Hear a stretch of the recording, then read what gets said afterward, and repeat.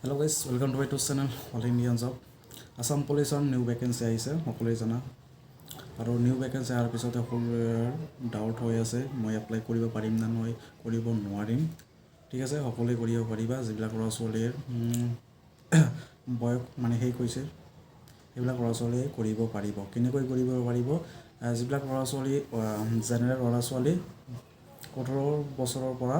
25 বছৰৰ আছাম পুলিচত এপ্লাই কৰিব পাৰে সেইবিলাক ল'ৰা ছোৱালী এবছৰ বাঢ়ি দিয়া হৈছে এম অ' বি চি এছ টি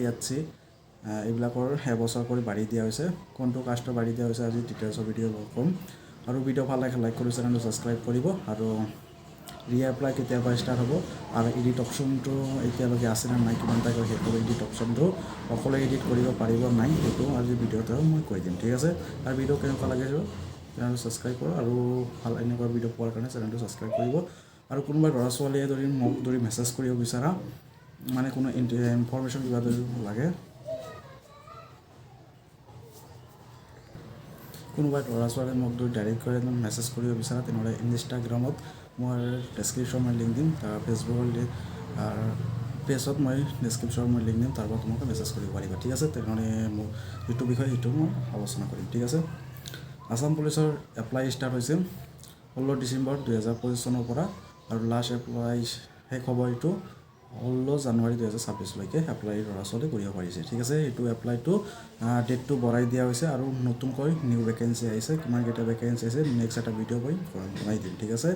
আৰু ফৰেষ্ট গাৰ্ডৰ নতুনকৈ বহুতকেইটা পষ্ট আহিছে এইটো ভিডিঅ' এতিয়ালৈকে মই বনা নাই ঠিক আছে মই এইটো ভিডিঅ' আপলোড কৰাৰ পিছতে মই বেলেগ এটা ভিডিঅ' লৈ কৈ দিম ঠিক আছে আছাম পুলিচৰ এপ্লাই কৰাৰ পিছত নিউ এটা ভিডিঅ' বনাই তাৰপিছতে মই কৈ দিম ঠিক আছে আৰু আছাম পুলিচৰ ল'ৰা ছোৱালী এপ্লাই কেতিয়াৰ পৰা কৰিব পাৰিব নতুনকৈ আৰু বহুত ল'ৰা ছোৱালী মই কৰিব পাৰিম নে নোৱাৰিম সেইটো মই অকণমান ডাউট থাকিলে মই কৈ দি আছোঁ আছাম পুলিচৰ ল'ৰা ছোৱালীয়ে এপ্লাই কৰাৰ টাইমটো ষ্টাৰ্ট হ'ল 22 জানুৱাৰী 2026 চনৰ পৰা আৰু 22 ফেব্ৰুৱাৰী 2026লৈকে ল'ৰা ছোৱালী এপ্লাই কৰিব পাৰিব ঠিক আছে একমাহ টাইম দিয়া হৈছে সেইমতে কিবা এপ্লাই কৰাৰ সময়তে কিবা যদি বুজি নোপোৱা তেনেহ'লে হেল্প নাম্বাৰ আছে তাতে হেল্প কৰিব পাৰিবা ঠিক আছে আৰু তাতে হেল্প ইমেইল আছে তাতে তোমালোকে হেল্প কৰিব পাৰিবা ঠিক আছে একমাহ টাইম দিয়া হ'ব তোমালোকে ভালকৈ তাৰপিছত তোমালোকৰ টাইম দিয়া নহ'ব এডিট কৰা অপশ্যন ঠিক আছে তোমালোকৰ পিছত দিব পাৰে নিদিব পাৰে বেছিভাগ নিদিব পাৰে ঠিক আছে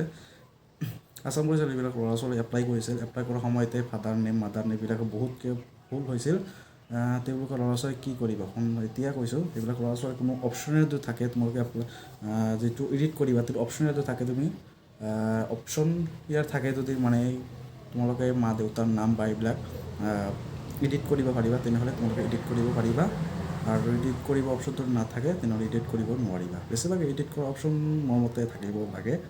এডিট কৰিব পাৰিবা কিন্তু তোমালোকে ডেট অফ বাৰ্থ সেইটো তোমালোকে এডিট কৰিব নোৱাৰিবা ঠিক আছে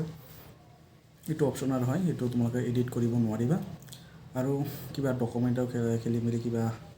কাষ্টৰ খেলি মেলি কিবা থাকে এইবিলাক তোমালোকে এডিট কৰিব পাৰিবা ঠিক আছে আৰু বহুত ল'ৰা ছোৱালীয়ে এতিয়ালৈকে এপ্লাই কৰা নাই তেনেহ'লে 22 জানুৱাৰীৰ পৰাই এপ্লাইটো ষ্টাৰ্ট হ'ব তেতিয়া তোমালোকে এপ্লাই কৰিব পাৰিবা আছাম পুলিচত বা যিবিলাক পষ্ট আছে সেইবিলাক তোমালোকে ইলিজিবল হয় তেতিয়া তোমালোকে এপ্লাই কৰিব পাৰিবা আছাম ফৰেষ্ট গাৰ্ডৰ হওক তোমালোকে এপ্লাই কৰিব পাৰিবা আৰু যিবিলাক মোৰ কথাটো হৈছে আছাম পুলিচৰ এপ্লাই কৰাৰ বয়সটো আছিল জেনেৰেল কাষ্টৰ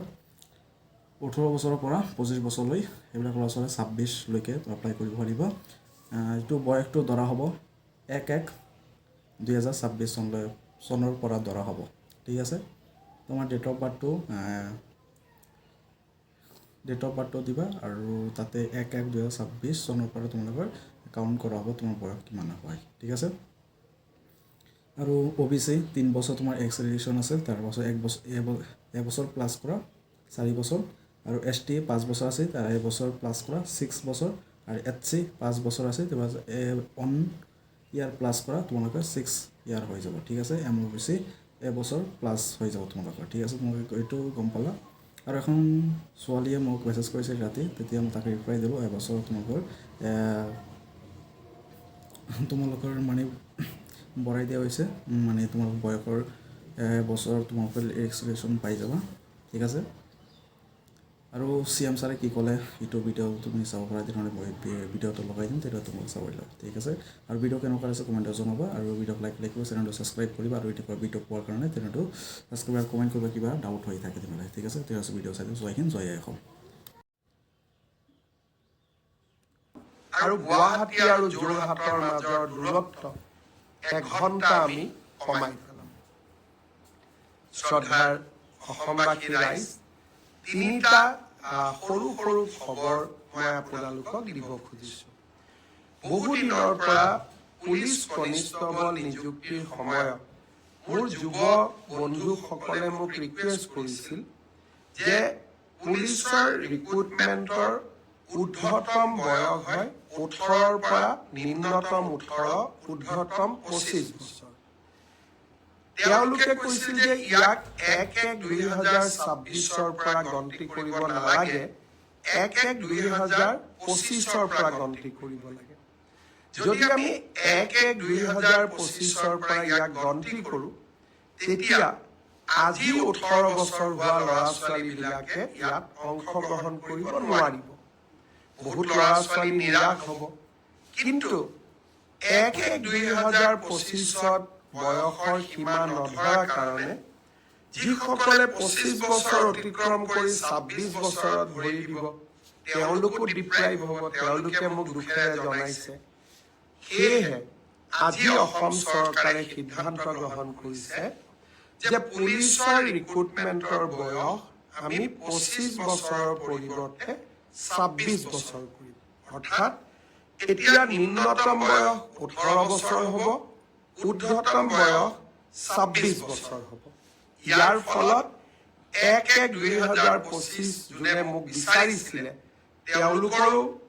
আবেদন কৰিব পাৰিব আৰু 1-1-2026 হোৱা সকলেও আবেদন কৰিব পাৰিব সহজ ভাষাত পুলিচত এপ্লাই কৰিবৰ কাৰণে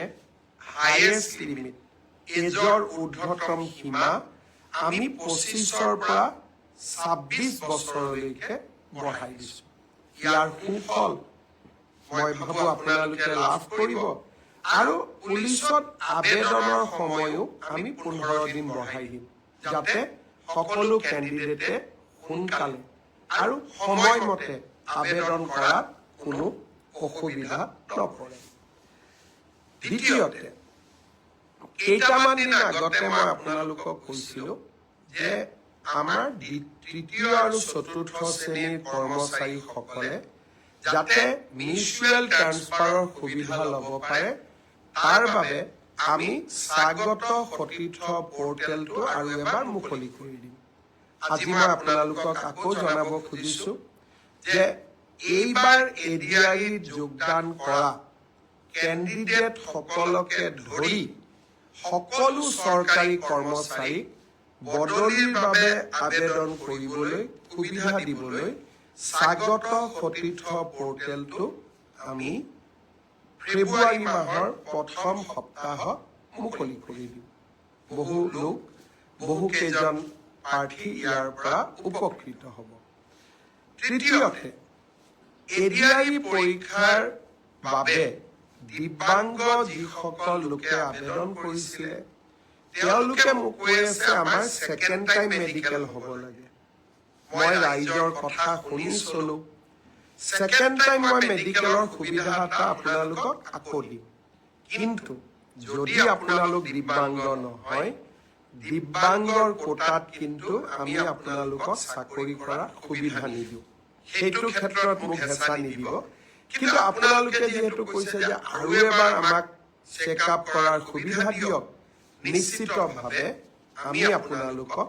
সেই সুবিধা প্ৰদান কৰিম যাতে আপোনালোকে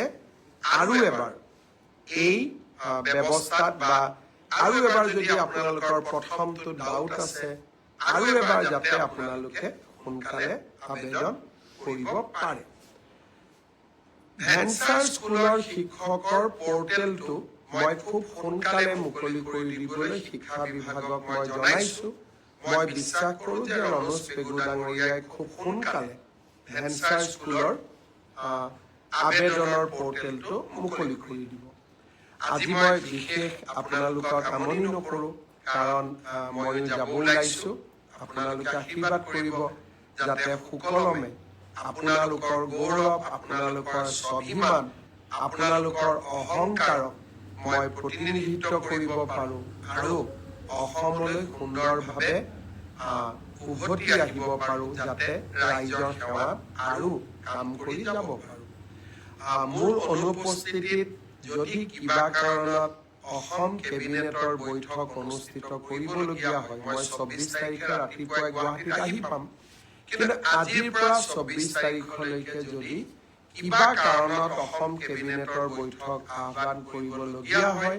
তেতিয়াহ'লে তাত আমাৰ মন্ত্ৰী ৰঞ্জিত দাস ডাঙৰীয়াই সভাপতিত্ব কৰিব বা অধ্যক্ষতা কৰিব। আনহাতেদি মই 24 তাৰিখে ৰাতিপুৱা উভতিও আহিম। গণৰাজ্য দিৱসত আমি সকলোৱে আকৌ লগ হ'ম। পুনৰ এবাৰ প্ৰধানমন্ত্ৰী ডাঙৰীয়াক তেওঁৰ সফল অসম ভ্ৰমণৰ বাবে আমাৰ প্ৰতি দেখুওৱা আশীৰ্বাদৰ বাবে, সহযোগিতাৰ বাবে, অসমৰ প্ৰতি দেখুওৱা অগাধ ভালপোৱাৰ বাবে তেখেতক মই ধন্যবাদ জনালোঁ। বাগৰুম্বা নৃত্যত অংশগ্ৰহণ কৰা যুৱক যুৱতীসকলক মই আকৌ এবাৰ শুভকামনা জনালোঁ। এক্সপাৰ্ট কমিটিক শুভকামনা জনালোঁ।